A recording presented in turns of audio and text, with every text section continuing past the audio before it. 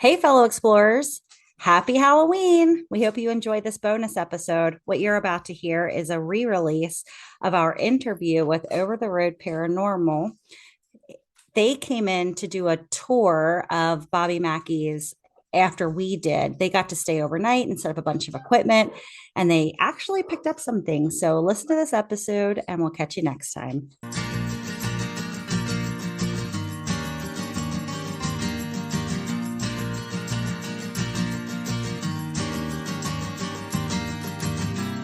Is it possible to disagree and still be friends? The answer is yes, and we are here to prove it. Join our group of badass sirens as we step out of our comfort zone and onto our soapboxes to sound off on our latest adventure. We might not always agree, but we will always love each other. Welcome to Siren Soapbox. Hello, fellow explorers. Welcome to a very special episode of Siren Soapbox. Thank you for tuning in today. Our next topic that you can participate alongside us to get you out of your comfort zone is wilderness survival. Go to www.sirensoapbox.com and click Dive In and Explore, and you'll find out more there. Today, you can participate with us by sharing your ghost stories. So get in that chat, let us know what you've experienced. Back in July, the Sirens got a unique opportunity to explore Bobby Mackey's music world as a private group. It is known for being the home of Hell's Gate. Today, we're going to talk about what we discovered. We are very proud to announce that we have our first official YouTube video, and it's all about our experience at Bobby Mackey's. You're going to click on the link in the chat or check it out in our website later, and you can check out all of our video evidence there. While we were there, there was another group that investigated Bobby Mackey's that night. We have Over the Road Paranormal with us tonight to talk about what they experienced after we left. Did we rile up any ghost activity for them? We'll find out. But first, our sirens are going to get on their soapboxes to discuss their experience that night and if their soapboxes have changed on ghosts since July. If at any time the conversation gets too intense, our safe word is Mango. First up on her soapbox is Mur. Thanks, Elsie. I had so much fun ghost hunting with you girls. First of all, I just need you to know that. And I felt super brave when we got there, and that faded as we started our tour. I was a bit freaked out by that place. When we were in the basement, I was so ready to see an apparition or hear a kid laugh in that super creepy room with all the toys. But nothing really. We did get some responses on that ghost scanner thing on my job. But when we got home and we saw some footage that Jack had picked up in a live photo, and Mark and I were kind of shocked by that. It's all in our YouTube video.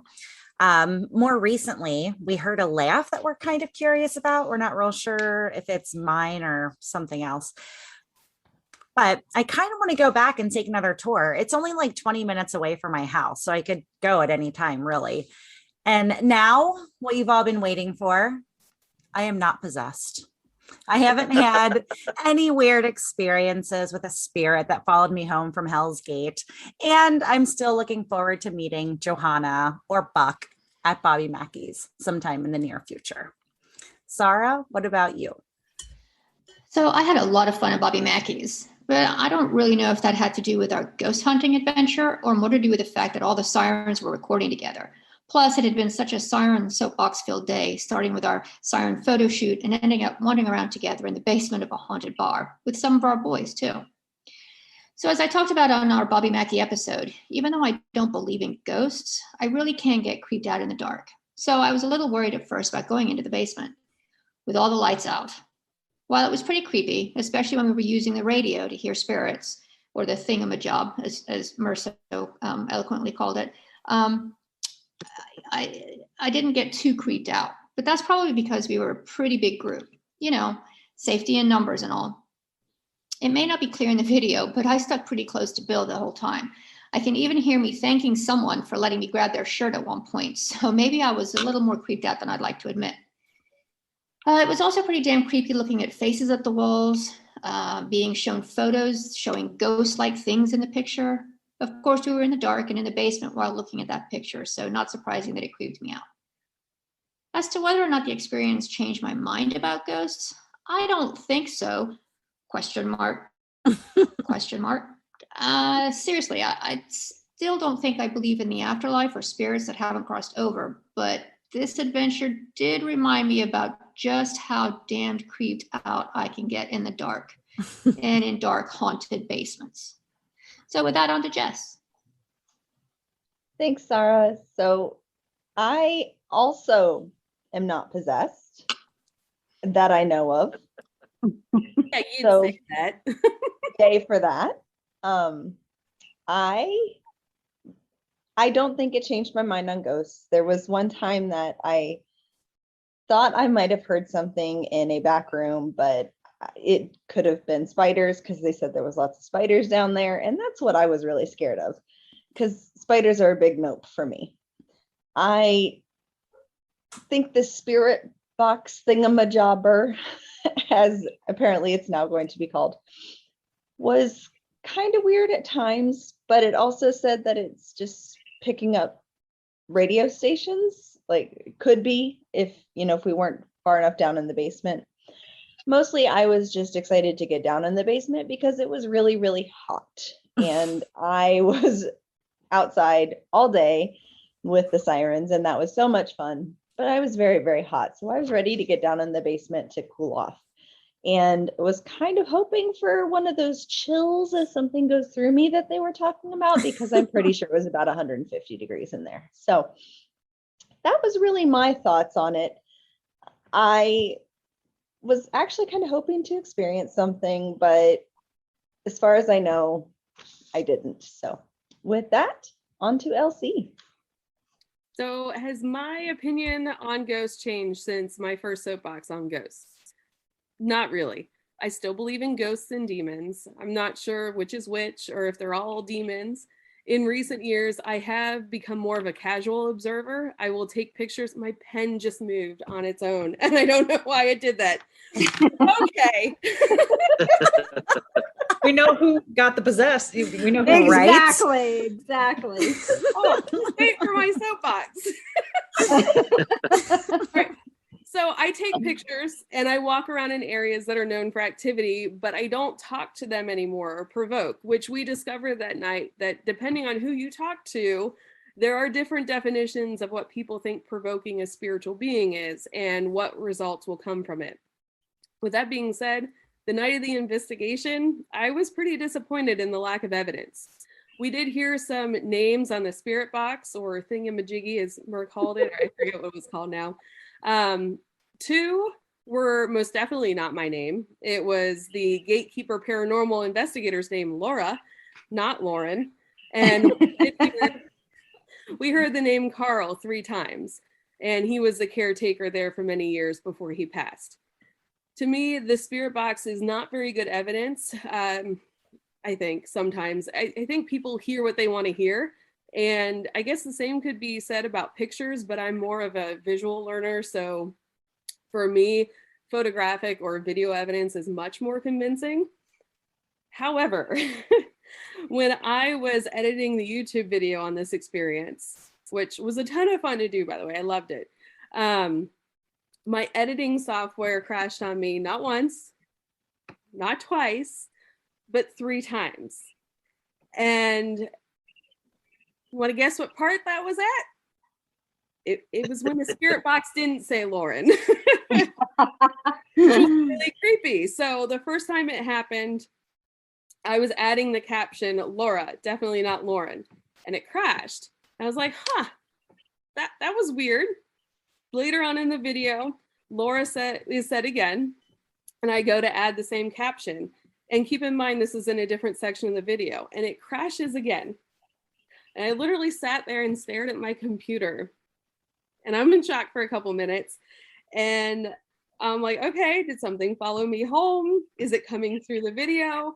And then a few hours later, while doing the final edits, I realized I misspelled definitely in the Laura, definitely not Lauren caption in the first section, and it crashes again. At this point, I freaking got up and ran out of the room. And so my opinion has changed a little bit on the spirit box. Pictures are still where it's at for me, and go figure, I spent many hours scouring over photos and videos. We did catch something by the stairs to heaven and by those doorways. Weird stuff always happens for me around doors. Not quite sure what we caught. Maybe our guests can help figure that one out tonight. But with that, on to TC. I was really looking forward to being locked at Bobby Mackey's at night. Maybe. I was opposite of Merhaj. I was very scared going into it, but felt braver as the experience went on. But I was honestly pretty scared. I was even worried about what might happen after the fact. Happy to also announce that I am not possessed. This episode is the closest I got to Mango, I think. On the other hand, it was super fun to be in the same room recording our episode face to face for the very first time. Our goal is to get ourselves out of our comfort zones, and this episode definitely accomplished that for me. Even so, when it was time to leave and we saw Over the Road Paranormal coming in with all their professional gear, I suddenly wanted to stay. I can't wait to hear what they discovered. Over the Road Paranormal is both a research team and a video production company with an emphasis on documenting the scientific results of the hard work of dedicated investigators around the world. Over the Road Paranormal was originally founded and created by Edward Janowski several years ago. On October of 2018, he decided to take it further than he ever had before. Over the Road Paranormal is meant to be an avenue of discovery in all areas of the paranormal, with a focus on hauntings, UFOs, alien encounters, and unclassified creatures like the Sasquatch. With team members and investigators of various experience levels, equipment techniques, religious, cultural, and historical and ethnic backgrounds. Over the Road Paranormal will be collecting, examining, documenting, and presenting evidence not only to other paranormal researchers, but to the scientific community and the general public. Their mission is conducting unconventional research with the scientific goal of changing the perception of paranormal investigations from being more pseudoscience into serious theoretical research. And so with us tonight, we have Edward, the founder and president of OTR Paranormal and lead investigator, and Over the Road truck driver, former U.S. Senate candidate, U.S. Army National Guard veteran, USAF veteran, and an ordained minister. We also have with us Jean, the lead investigator at OTR Paranormal and small business owner, app developer, and consultant. Did we forget Sarah? Sarah, did you do your soapbox? Yeah, she sure Okay. did. Yeah, I just saw you raise your hand. I thought maybe we forgot you. I wasn't sure what you were doing. I'm sorry. Oh, I'm sorry. I just Anyway. heard about the minister thing, and I'm thinking there's going to be a wedding at Bobby Mackey's, but move on. Go on. Okay. So thank you so much, you two, for being here. We're hoping that you will take us back to July 26th at Bobby Mackey's and tell us what you discovered while exploring. Who wants to go first? I was going to let Ed take the lead. All right. Well, thank you for the very wonderful, warm introduction. Thank you for inviting us to your show. And hello to all your paranormal enthusiasts who happen to be tuning in. I want to throw out real quick that Jean is also the founder of a group called Para Atlas, which is, they specialize in research for paranormal activity. So if you guys come across the case, you need more information, get a hold of Jean at Para Atlas and she'll dig into it. She'll dig you up some stuff you won't believe that you can come across. She's the biggest asset my team can ever have is Jean and Para Atlas. Nice. Also, not to knock anybody, but we do investigate for a scientific purpose, unlike a lot of other groups that do it for entertainment value. So we're not necessarily going to come up with the same experiences that everybody else is. And so, that's like your official disclaimer that, we may say a couple of things that you don't agree with, or we see things a little differently than somebody else may. I've had a lot of online battles with some of the so-called celebrity experts. So I Blocked by a lot of them. yeah, I've been blocked by a lot of them too, just because they don't like to hear what I have to say. But Bobby Mackey's, it was really nice meeting you girls there at Bobby Mackey's. It was, and you could have stayed, TC. We would have put you to work. Um, it was actually, we have to kind of go back a little bit because we started investigating Bobby Mackey's before we even got there. We stopped in at the library, and actually, I'll let Jean kind of fill you guys in on that stuff because we did a lot of research on a lot of stories about Bobby Mackey's, and she can fill in a lot of the blanks on some stuff that you guys may not even have questions about yet, but you'll Yeah, find out some interesting stuff. I'm excited to hear this because what is that noise? I'm excited to hear this because there are so many conflicting stories about the things that have happened at Bobby Mackey. So I'm excited to hear about your research, Jean. There absolutely is. So I'll turn it over to Jean and let her fill you in on a lot of the history and some of the misconceptions about Bobby Mackey. And that's why Para Atlas was born. We're looking to provide accurate research and make it available immediately to the people who need it. There's a lot of teams out there that either they go by word of mouth, they have to do their own research, or they hire out this contract, perhaps a historian that would need to do the research for them. And the problem with that is a lot of these people are getting conflicting stories. The current stories revolving around Bobby Mackey's is, of course, it started out as a slaughterhouse. It became the Latin Quarter later on, and for a long time it was a roadhouse. It was always a bar. Johanna is a very famous figure there. And also the Pearl Bryan murder in 1896 is attributed to Bobby Mackey's. And unfortunately, a lot of those stories are not true. Now, while there were slaughterhouses in the area, to date, we haven't found any evidence of one being on the property. As far back as we are able to find, there was a distillery on the property that first it was the Robinson and Company distillery as late as 1873. That's what it shows on those maps. And then it goes on to be the Old 76 distillery, and they made what they called Old 76 whiskey. That distillery actually had an accident that caused an explosion, and that distillery blew up. The embankment across the street from Bobby Mackey's actually has bricks embedded in it still to this day from the distillery explosion. Now, the distillery is actually the reason there's a well on the property, and there's not one, which is the famous one underneath Bobby Mackey's, but there's actually three. And that's because they pumped water up to make the whiskey. And they also let things flow back down, what was called hot slop. Would flow back down to the river, which actually caused a polluting problem. It was polluting the water, making it unusable, and it was killing the fish in the river. From a distillery, it became the Bluegrass Inn. And from the Bluegrass Inn, which is one of the earliest, not only hotels and restaurants there, but it was also the Yorkshire Club, the Latin Quarter, the Primrose Country Club.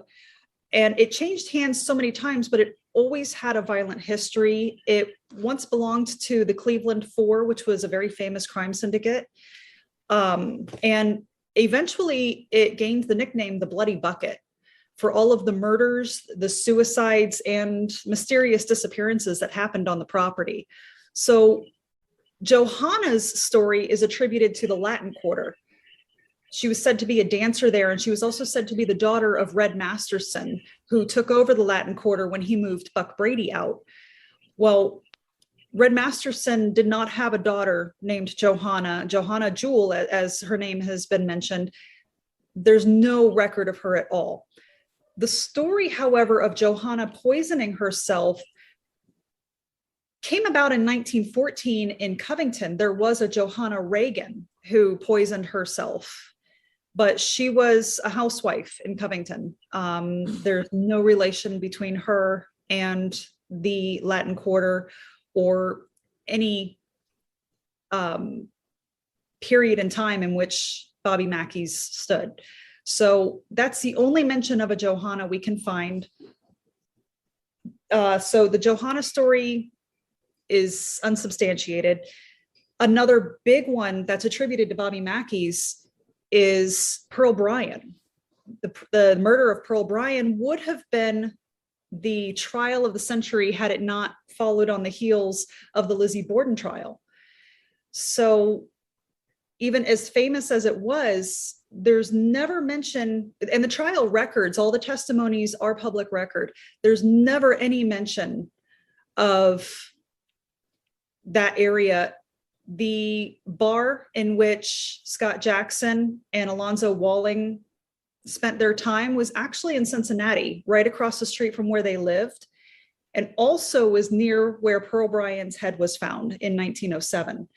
A lot of people like to tell that it was flushed down the well and never found. Well, no, it was buried on Fairfield Avenue between where her body was found and where Scott and Alonzo were boarding in Cincinnati.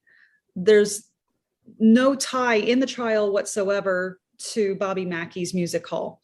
That's not to say spirits haven't wandered over or been communicated with in the area, but the stories of her being beheaded and her head thrown down the well, they're not true.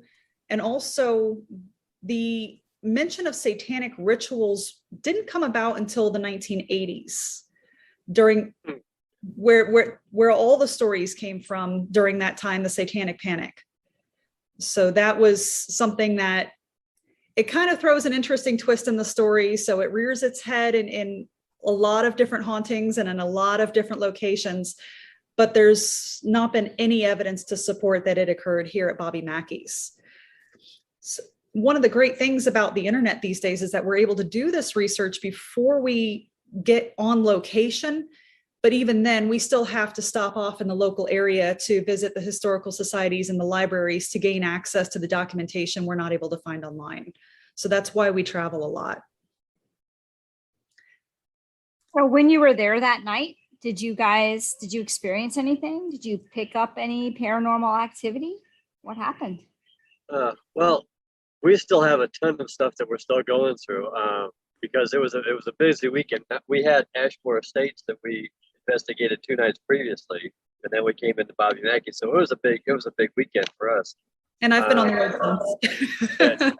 and things have been really up in the air for me because I'm still with the same company, but I've changed jobs, I've changed trucks. So it's like life has been topsy-turvy along with trying to do all the, and of course the Windows 10 thing that crashed my computer, I'm still trying to recover data from that whole mess there. But luckily that didn't affect any of the Bobby Mackey footage. But we still have a ton of stuff that we're still going through. We had a few personal experiences that were kind of interesting. Probably the biggest issue we had is we had these really mysterious power drains all night long. We put backup battery packs on 2 of our infrared cameras, and it drained the batteries out before we even got the data card full of film. One of the really neat things that happened is we have a laser grid set up, and Gene, it's got one of these little like rubber clamps. You have to squeeze it in order to open it in order to put the unit into it. And we were standing across the bar down by the dance floor, and we could hear something flip and click. And Gene says my laser grid went offline. So we walked to the other end of the bar, and there it was laying down on the base of the knee wall, pointed in the wrong direction, out of the clip.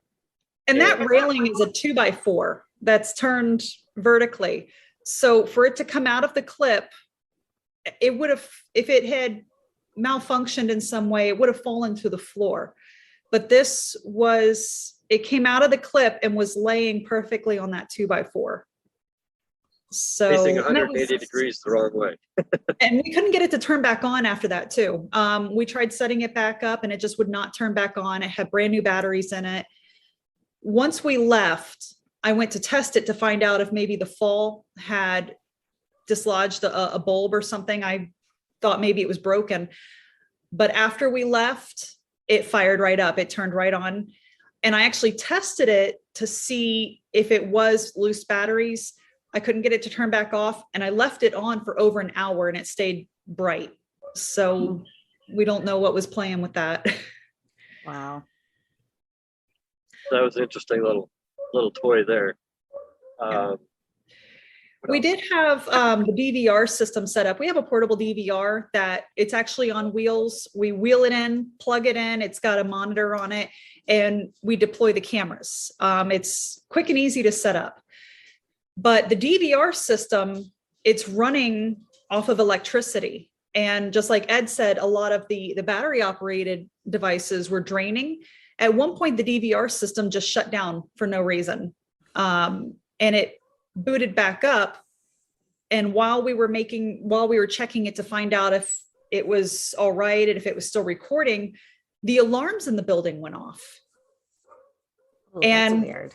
Thankfully, Angie from Gatekeeper Paranormal, she was outside, and I ran and I got her and I said, the alarm is going off. She came inside and she went to shut it off, and it turned itself off. And the switch wasn't flipped. We were having just equipment failures and equipment malfunctions all night. Yep. And then one of the most amazing things that happened to DVR, I was on monitor duty at one point. Cindy and Jean were off in another part of I think you guys were in the basement. No, we were actually in the old kitchen right near where the laser grid. Okay. All right. And now I'm not one, I don't get excited about orbs at all, because most of 97% of them can be explained as natural phenomenon. And I will admit that it could have been just operator error. I could have looked away, but I actually got surprised at one time that an orb, a good sized orb, just like all of a sudden appeared was camera number 3, right in front of the camera, just popped up. And of course, it caught me by surprise. So I jumped up and started yelling on the on the walkie-talkie to the girls to get them to go in there. And then I watched it fade out and disappear. So I don't know what, if anything has come up on the analysis with that yet or not, because that was pretty far into the night. Yeah, and I didn't see that on, because we have reviewed a lot of the video evidence and sound evidence from my equipment. We've got, of course, we've got 2 teams worth of equipment going at one time. But that one, if it's the one that I saw, then I honestly, now I'm not a fan of orbs. Orbs to me are not a sign of paranormal activity. They're environmental. And that's actually, they're very, very rare. Not as rare as people believe. That a lot of times what they call orbs on TV are dust, moisture, bugs, just some kind of particulate floating around in the air that catches the IR light. But if it is, I think we're talking about the same one. There was some kind of ball that showed up, and it actually floated down in almost a perfectly straight line before it disappeared. I don't know. It didn't act like dust. I don't know what it was. It could have actually, I mean, my first thought was that it was a spider, because they did say there's a lot of spiders there. My first thought was that it was a spider that was hanging from a web in front of the camera, and the camera just wasn't able to focus on it. That's what I really think it was. But yes, there definitely was something very bright, brighter than all the other dust and bugs that we have been getting that night. And it didn't float with the current like the dust was. And then there was the one that shot all the way across the screen on camera 4. The self-illuminating one. I think that was a bug. What areas were they in? I'm sorry? What areas were your orbs in? Those were down in the basement. Okay, because we caught one orb all night long. Like, we didn't get any bugs or dust. We probably got dust, but the brightest orb we got was coming out of this back room by the stairs. And you see that coming out really fast towards us. And then there's a shadow that comes out of the other room. And we see it in Mer's camera, but she doesn't have it on, like, how do I explain this? You don't see it on my camera. You see it on the live photo that Jack took while he was standing behind me. on her You camera. see it in my camera in that picture. Okay. So yeah, it was weird. So the picture of the camera, Picked the it camera up. view, But the picture of the camera's- camera view screen shows it, Yes. but So when the- you review the footage, it doesn't show it. Correct. Aha. We actually had a similar instance. While my mother and I, because my mother travels with me, she's a retired detective, so she's an asset on these fun. investigations. She was in the old kitchen area, which is the platform behind the dining area with the big long table.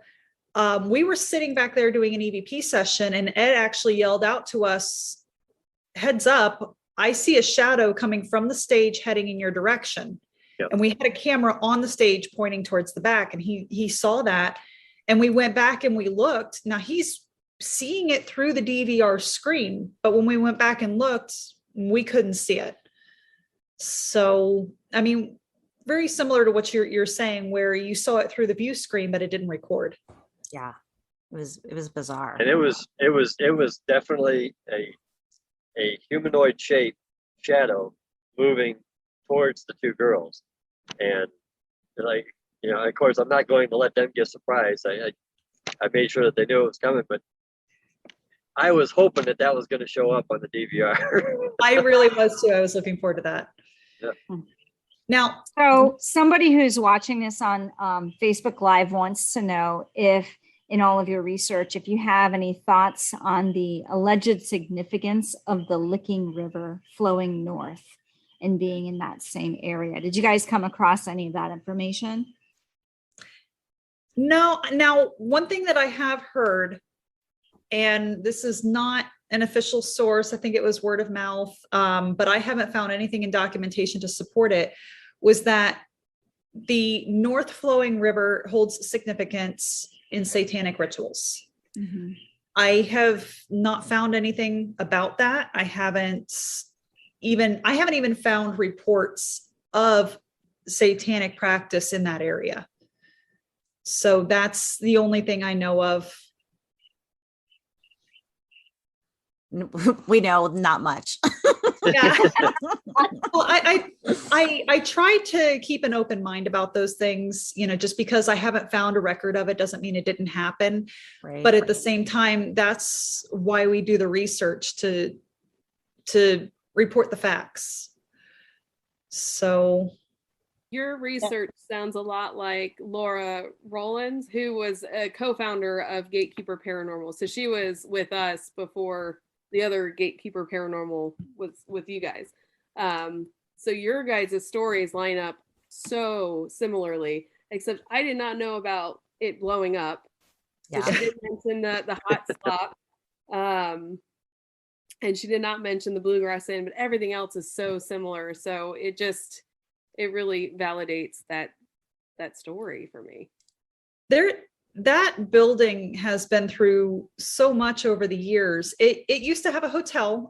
The area where you walk down from the parking lot and go into the basement, there used to be a hotel there. And that was in use from the times that it was the Bluegrass Inn. At one point it was called the Spot. It's been called the Latin Quarter, the Primrose Country Club. And it was actually once the Hard Rock Cafe, which is no relation to the major chain, but it was a very violent biker bar. And that hotel area burnt down supposedly from arson in 1978. And that's when it was already Bobby Mackey's. Now there's also a lot of seismic activity in the area. Bobby Mackey at one point purchased the area next door where the parking lot is now. There used to be a cafe there. He demolished the cafe with the intention of building a new Bobby Mackey Music World on that spot so that he didn't have to shut down the current one while construction was underway. Unfortunately, a 200-foot long crack in the ground that led all the way to the river. I'm sorry, it might have been 200 yards, not feet, but it led all the way to the Licking River, opened up in the parking lot, and they deemed it unsafe to build. So that area is actually active with seismic activity, not to mention the EMF and the infrasound that we picked up in the building. There's a lot of more scientific explanation. That's a new word. There we go. There's a lot of scientific explanations for some of the phenomenon that's happening. But at the same time, we really did have experiences there that we're not able to explain. And that's really what we're there for. So in any of your research, have you come across anything that would explain why they built Bobby Mackey's around an existing house structure? Did you notice that in the basement? It was like, I did. That was actually John Pop's house. And he ran it. That's when it was the Bluegrass Inn. It was built on top. And he actually ran the Bluegrass Inn. So now why it was done that way, I have no idea, unless it was his idea to expand upon his property, because it was his home. And then he built the Bluegrass Inn was built on top of it, and he managed the Bluegrass Inn. And still lived in the house. Right. So that's my assumption, is that it was his idea. So the Bluegrass Inn actually burnt down as well. Wow. yeah, in the basement, you can see, I assume that it's so many bullet holes all over the walls. I mean, you can just, when you walk through that, there's so much evidence of the violence that took place there.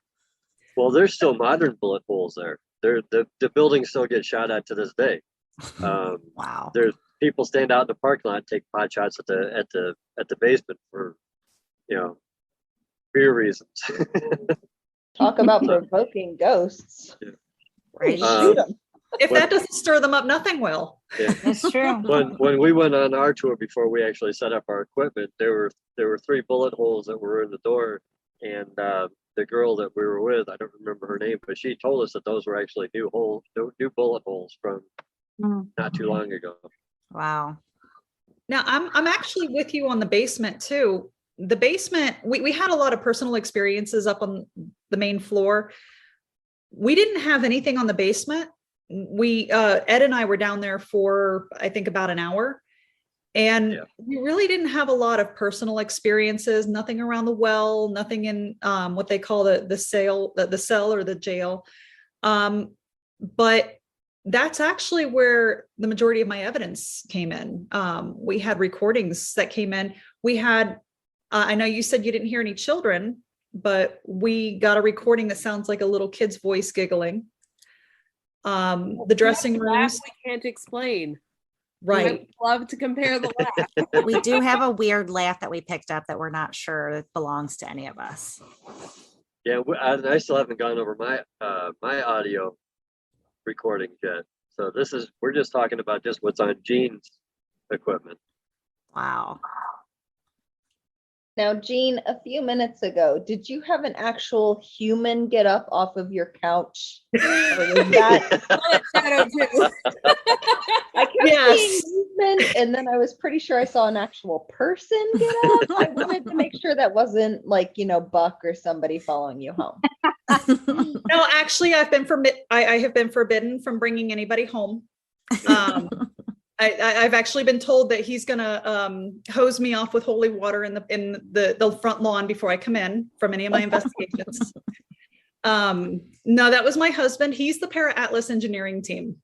So he listens into a lot of the podcasts because it helps us both to get an idea of what people need from our research. Oh, good. I like that. Para Atlas is actually going to be not just a website, but we're building an application that's going to be the online resource for enthusiasts and professionals in the field. So he listens in on all this to help get him acclimated to what we do, because he's a diehard skeptic. Well, I just wanted to make sure it was an actual human, and he's probably keep telling him he's been drafted. Gina, I'm curious, how does the experience that you had at Bobby Mackey's, how does that compare with some of the other haunted locations that you've investigated? I'm just curious as to if you ever really go in somewhere and think, holy moly, this is the real deal. You know, unlike, I mean, it seems like maybe Bobby Mackey's is kind of so-so on that front. I'm just curious about some of your other experiences. I think you girls kind of wore everybody out at Bobby Mackey.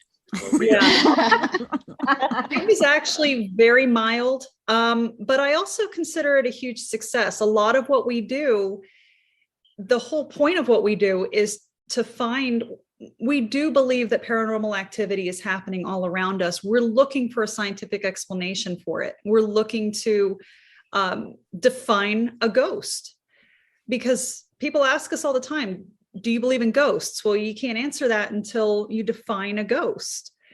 So that's actually what we do. And at Bobby Mackey's, it was very successful in that aspect, where we were able to explain a lot of the claims that they had. But as far as other places I've been, I have, I think the craziest I've probably been to was Moon River Brewing Company in Savannah, Georgia. That is, I've been there twice with Savannah Afterlife Tours. And Ryan Dunn of Savannah Afterlife, he does a fantastic job in his research and with his investigations. And that place is just, it was nonstop. We heard voices, we caught scents. We had a chair move right in front of us where nobody was near it. So the Moon River Brewing Company is by far the most active. We've also done Fort Myers Cemetery. We were the first and only team so far that's done Fort Myers Cemetery in Fort Myers, Florida, the oldest cemetery in South Florida. And we thought we had that one debunked until two of our team members saw somebody walk right in between Ed and I. Oh, that's creepy. And Ed and I didn't see it, but two team members from base camp were watching us walk away, and they saw somebody approach us and walk right in between us. Two different people. Wow. From two different angles. Right. And so there's a lot of places that I leave scratching my head. I was pleasantly surprised to get a few voices and EVPs out of our evidence review from Bobby Mackey's, but for the most part, we were able to explain a lot of it away. So I know, oh, sorry, go ahead, Sarah. Do you guys get scared? I get concerned every once in a while. Gene just brought up Fort Myers Cemetery. The first time that we went there, we had just gotten done doing a ghost box session down in the children's section, and we had a phenomenal experience down there. We got like 17 different voices and names came through on the spirit box. So we started working southward along the roadway, checking out headstones, trying to identify names with what we heard. And we turned and we saw a black mass in the next section over. And we took off running to catch up to it to see if we could figure out what it was. And as soon as we got to the edge of the one blacktop, I got completely overwhelmed with a feeling of sadness. I actually put me to my knees and I started sobbing. Wow. Uncontrollably. But I still tried to carry on an EVP session. And it hung on for probably about 2.5 minutes while we tried to film. We couldn't get the cameras wouldn't record anything. The only thing we caught was audio on it. We went back and we found it again, but this time it didn't take me by surprise. I actually felt it coming on, so we tried to work with it a little bit more. But things like that get a little concerning. The shadow at Bobby Mackey's when it moved towards the girls. I mean, it's just like anytime you're in a room full of strangers, you don't know what that one person is going to do. Spirits are the same way. You don't know what that one person is going to do. So it's always an element of concern, not really fear. And of course, then there's the really fun ones. So Like for instance, I had walked into the bull riding room, and I was sitting in the back corner shooting the camera, trying to pick up on the guy that was supposed to lean against the pool table. Yeah. And Gene come walking down the hallway from the command center, scared the crap out of me. Well, I didn't know he was, because the reason I walked out there is because we were in base camp and we heard footsteps overhead. And I thought Ed had gone up to Carl Lawson's apartment, but then I saw something also in the bull room. So I went walking out there and I saw Ed, I scared him, he scared me. And then I said, wait a minute, then who's upstairs? So Who was upstairs? We never had a chance to go upstairs and investigate.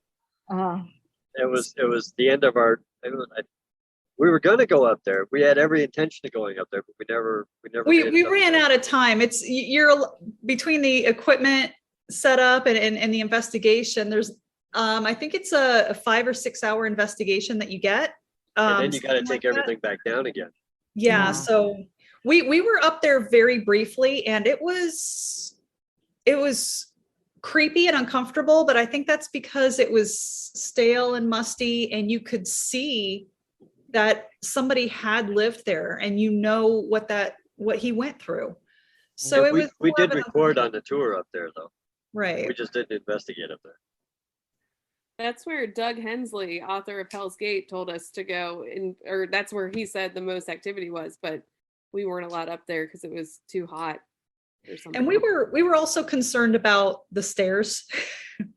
The stairs are first of all, they're narrow, they're a little bit uneven, and you can tell they're old. So that was a concern of ours too. And actually, I mean, Janet Mackey fell down those stairs. So she claims that she was pushed. So it was just something that we weren't real comfortable doing in the dark. Yeah. I think they also said there's asbestos up there. So lovely asbestos. So I know you joked about your husband hosing you down with holy water, but do you guys do anything to protect yourselves physically or spiritually before you go and investigate a place? Most of us do. We, like Ed said earlier, we all have varying beliefs. And I actually have, I'm a practicing Wiccan. I have been my whole life, which is kind of strange because normally we're more spiritual, but I'm very scientific. But I do make sure I've actually traveled with a case of, I call tools. I have sage, I have crystals, I have basically a cleansing kit. And I also have my pentacle tattooed right on me. So I'm never leave home without it. So I have, I think a lot like Ed, I'm very sensitive to this stuff. And that's actually why I got into the field, because things were happening to me and around me that I needed an explanation for. So now I do especially take measures to protect myself. And I think Ed does too. So I always look for a tree. Why is that? All right, this sounds kind of corny, and every time we have tag-alongs and I tell them about it, they crack up laughing. But I tell anybody that's on an investigation with us, if you get feeling to where you're overwhelmed, you can't take the pressure, go outside, find a tree and hug it. Yep. And the reason why you do this is the tree will actually draw the energy out of you down into the roots and into the ground and away from you. I don't know whether it's a Wiccan belief or what it is, but it's an ancient belief. It's been around forever, but it's a surefire way that if you feel like you're being possessed or you're losing control, go outside, hug a tree, and you're good. Have you ever left an investigation before you planned to leave because it was just becoming a little bit too much? Whether you were going to find a tree or you just couldn't stand to be in there anymore? Have I? No, I've gone out, I've hugged a tree and gone back in. Okay. I don't give up. I constantly go back in. I constantly ask the question. I always want to find the answer. And I've never run into a situation that's been Well, except when I was a kid, but as an adult, I've never run into a situation where I couldn't maintain some semblance of control over it. I know I haven't. I think my curiosity overwhelms my fear. I grew up in a haunted house, so I'm just kind of used to things going weird around me. So no, and I know you asked earlier, if we're ever afraid. I am not afraid of the paranormal. Again, I'm just more curious. I don't want to miss out on an opportunity to learn something. Now, bugs are a different story. The basement of Bobby Mackey's had spiders, and actually we were in a room at Moon River. It was, we were in a room where they stored the yeast, and we were doing an EVP session, and somebody said they saw a shadow move behind me, and somebody else said, "Oh no, it was just a roach." Oh, Well, I didn't move when they said there was a shadow behind me, but I hightailed it out of there when they told me I was gone. I was like, nope. Okay, I'll leave the recorder. You guys can leave your message, beep. And I was gone. I feel like you just read my soapbox from our previous episode, because I'm the exact same way. And I have a question for my fellow sirens. Every one of you said that you're not possessed. I'm just curious as to, how do you know? What's the proof? I don't claim that. I don't know. Yeah, you did. Well, also, I suggested, Mur did.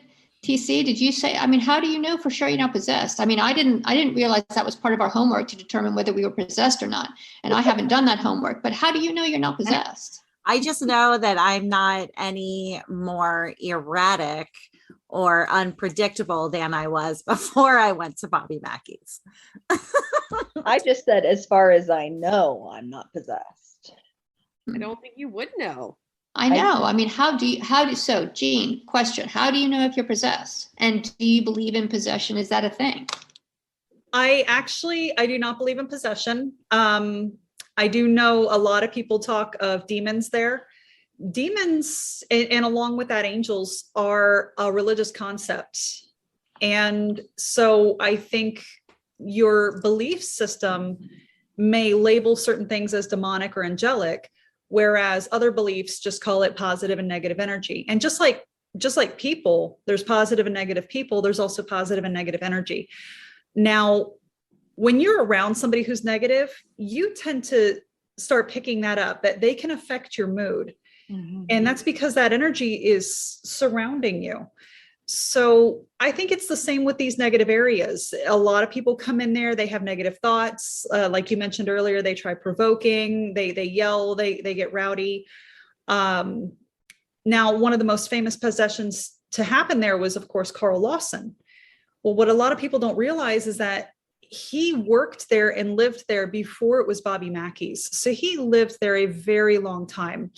And when we were there, we found very high levels of what's called infrasound, which is low frequency noise. It's something that your human ears cannot hear.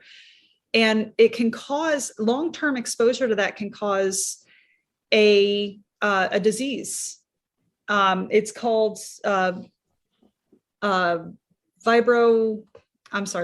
there's a disease that's caused by prolonged exposure to infrasound. And people who are in the music industry and in the restaurant or bar industries tend to suffer from it the most, because they're constantly around equipment that generates noise. And at Bobby Mackey's, you have that everywhere. You have the coolers, the fridges, the neon signs, and the audio equipment. So I think what happened with Carl was that he was exposed to this for years, and it can cause neurological damage. It can cause even cardiovascular damage and respiratory damage. It can cause depression, aggression, irritability, mania. Tumors in extreme cases. Yes, and even stroke. So I think that that's probably, and there were a lot of people who suspected that he had, and he even displayed symptoms of either schizophrenia or some form of mania. So I think that's what that was. And then you pile it up with the EMF. Right. And the other case study is Zach Baggins, and he's not a reliable case study. He gets possessed everywhere he goes. But something Oh, we have poor to remember Zach. well, no, not poor Zach. No, I was being very facetious. making it but something we need to remember about the shows that you see on TV is that, especially Ghost Adventures, it's the longest running paranormal TV show because it's entertaining. And that's what they have to maintain. They have to maintain a level of entertainment. They have to stay intriguing. People tune in to see, is Zach going to get possessed tonight? So, so there's and also their research and their findings have been very unreliable. He supposedly made contact with Johanna. He made contact with Pearl Bryan and Scott Jackson. People that I think he made contact with who he was told was there. So I don't find that a reliable case study, but I think Carl's was probably something related to his mental health, probably from exposure to Bobby Mackey's itself. That's So interesting. the place you mentioned in Savannah, Georgia, Moon River Brewing Company, is that a place where anyone can go and do the paranormal tours? Absolutely. There's several paranormal tours that go there. I know James Caskey runs a one that's very well based on history. James Caskey and Ryan Dunn are both great historians, great researchers.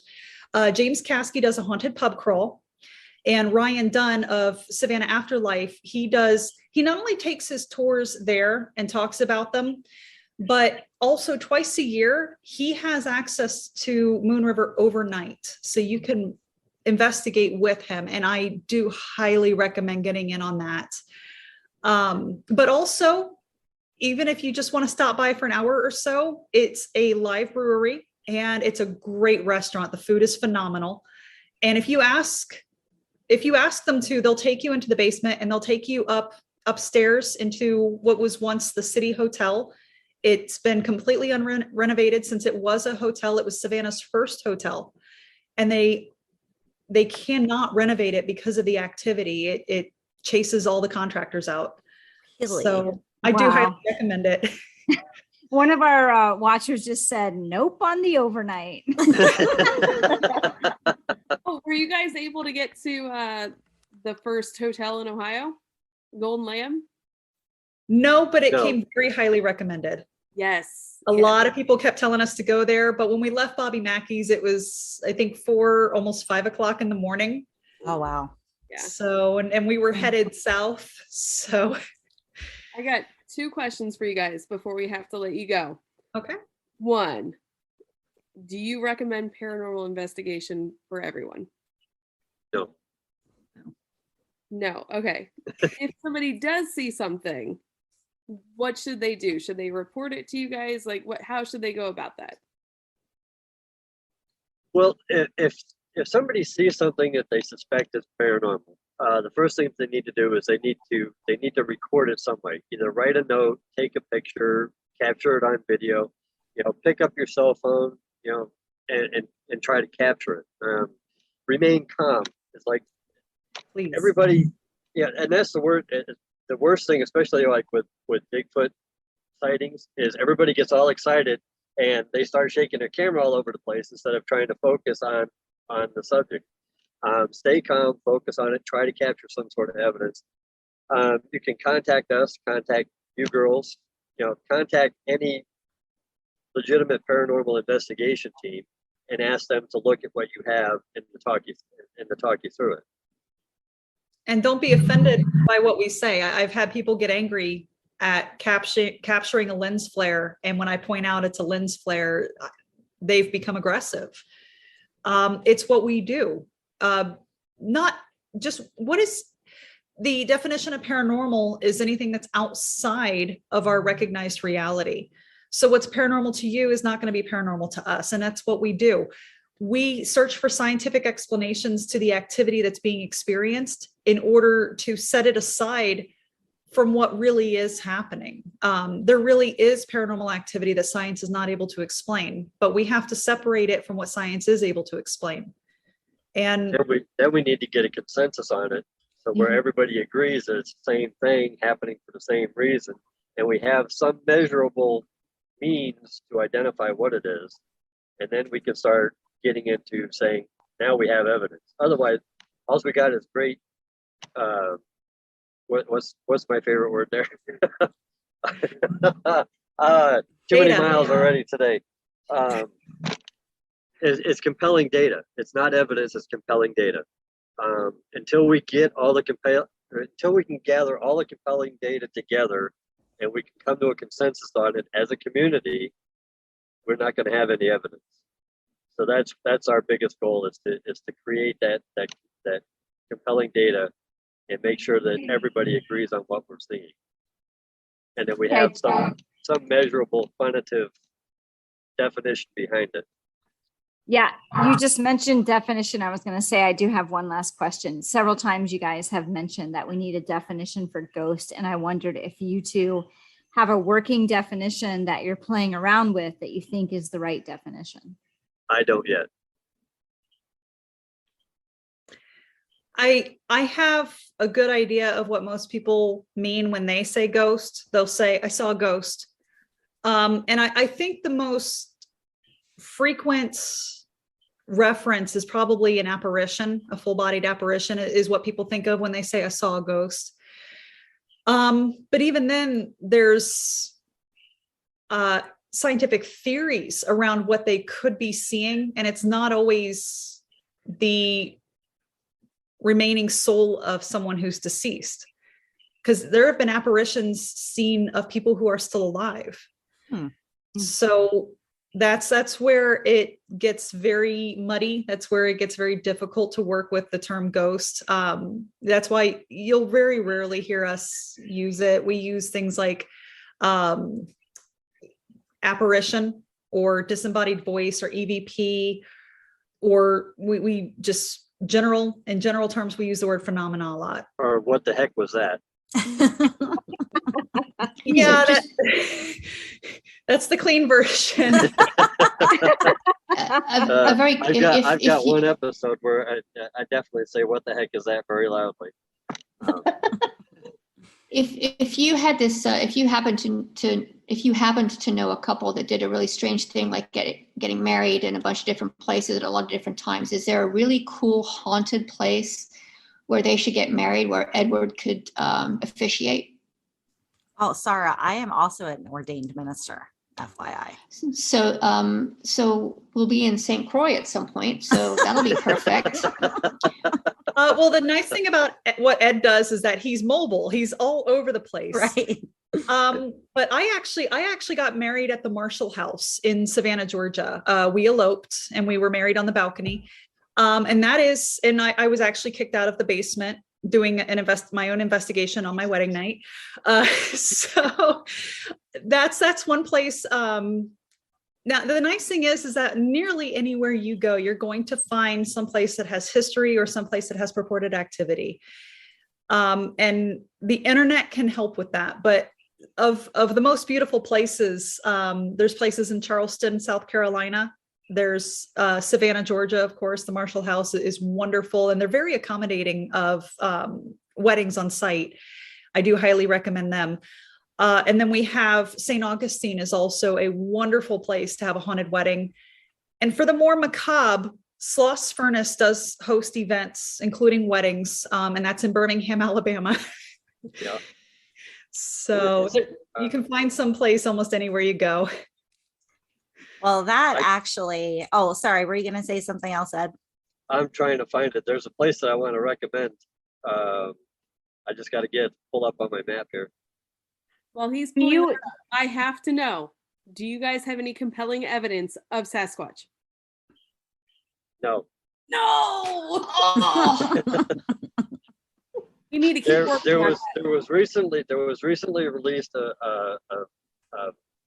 cell phone video that came across on the Sasquatch network that I've been looking at, and it's good, but it's not quite as good as the Patterson Gimli film, but it's very similar. They captured something walking across the stream. It looks like it's carrying a deer.